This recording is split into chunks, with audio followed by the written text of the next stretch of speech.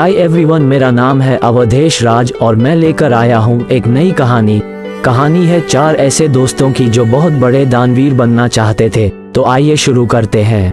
गंगा के किनारे एक वन में एक खरगोश रहता था। उसके 3 मित्र थे, बंदर, सियार और ऊदबिलाव। चारों ही मित्र दानवीर बनना चाहते थे।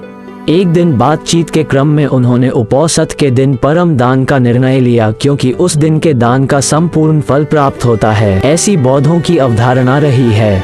उपोषित बौद्धों के धार्मिक महोत्सव का दिन होता है। जब उपोषित का दिन आया तो सुबह सवेरे सारे ही मित्र भोजन की तलाश में अपने अपने घरों से बाहर निकले। घूमते हुए ऊदबिलाव की नजर जब गंगा तट पर रखी 7 लोहित मछलियों पर पड़ी तो वह उन्हें अपने घर ले आया। उसी समय सियार भी कहीं से दही की एक हांडी और मांस का एक टुकड़ा चुरा अपने घर को लौट आया। उछलता कूदता बंदर भी किसी बाग से पके आम का गुच्छा तोड़ अपने घर ले आया। तीनों मित्रों ने उन्हीं वस्तुओं को दान में देने का संकल्प लिया, किंतु उनका चौथा मित्र खरगोश तो कोई साधारण प्राणी नहीं था। उसने सोचा यदि वह अपने भोजन अर्थात घास पात का दान जो करे तो दान पाने वाले को शायद ही कुछ लाभ होगा। अतः उसने उपोषित के अवसर पर याचक को परम संतुष्ट करने के उद्देश्य से स्वयं को ही दान में देने का निर्णय लिया। उसके स्वयं के त्याग का निर्णय संपूर्ण ब्रह्मांड को दोलायमान करने लगा और शक के आसन को भी तप्त करने लगा।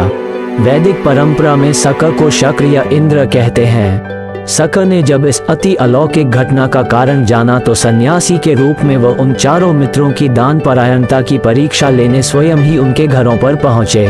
ऊदबिलाव, सियार और बंदर ने शक को अपने अपने घरों से क्रमशः मछलियां, मांस और दही एवं पके आम के गुच्छे दान में देना चाहा, किंतु शक ने उनके द्वारा दी गई दान को वस्तुओं को ग्रहण नहीं किया। फिर वो खरगोश के पास पहुंचे और दान की याचना की। खरगोश ने दान के उपयोग अवसर को जान याचक को अपने संपूर्ण शरीर के मांस को अंगीठी में सेक कर देने का प्रस्ताव रखा। जब अंगीठी जलाई गई तो उसने 3 बार अपने रोमों को झटका ताकि उसके रोमों में बसे छोटे जीव आग में न जल जाएं। फिर वह बड़ी शालीनता के साथ जलती आग में कूद पड़ा। शक उसकी दानवीरता पर स्तब्ध हो उठे। चिरकाल तक उसने ऐसी दानवीरता न देखी थी और न ही सुनी थी।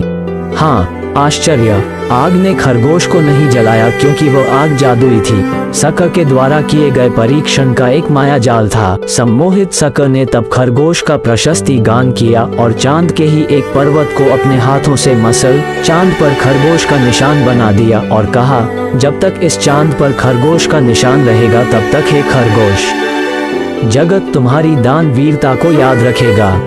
यदि आपको मेरा वीडियो पसंद आया तो अपना ज्ञान को बेहतर करने के लिए हमारे चैनल को सब्सक्राइब करें और बेल आइकॉन को प्रेस करें ताकि सबसे पहले नोटिफिकेशन आप तक पहुंचे।